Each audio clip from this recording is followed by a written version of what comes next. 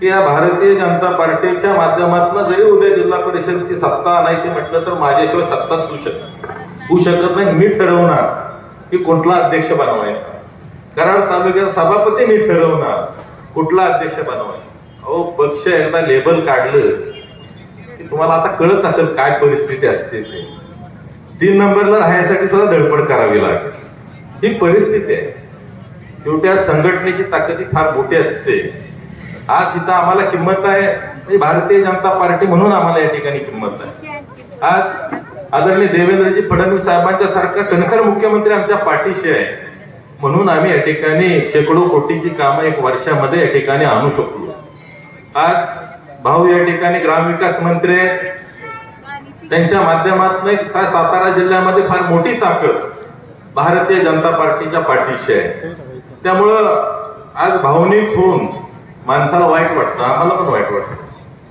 पण मतं ही शेवटी आज भारतीय जनता पार्टीशिवाय या ठिकाणच्या आमच्या माता भगिनी असते, आमचे बंधू असते या ठिकाणी देणार नाहीत. त्यांना माहिती आहे की या ठिकाणी भारतीय जनता पार्टीशिवाय या ठिकाणी विकासात्मक आपली कामं होऊ शकणार.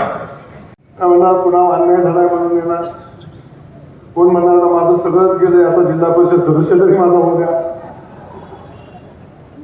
काय म्हणणार आता 25 वर्ष सगळं तुम्हाला दिलं, त्याच्या आधी तुमच्या वडिलांना दिलं, सगळ्यांना दिलं, बरोबर. आता तुम्ही एवढं बिनकामात असलं आम्हाला वाटलं नव्हतं.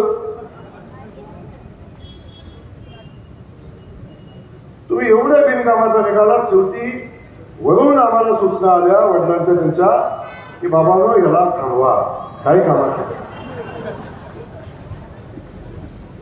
आमच्या आदेशात नाही केलं, ती वरून सांगितलं.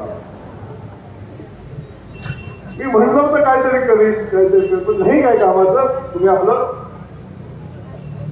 विनंती आहे आमच्या 2 पंचायत समितीच्या, आमच्या हिंदकेसरी इथं पैलवान आहे गेलो आणि जो पैलवान असतात त्याची काय काळजी करायची काम.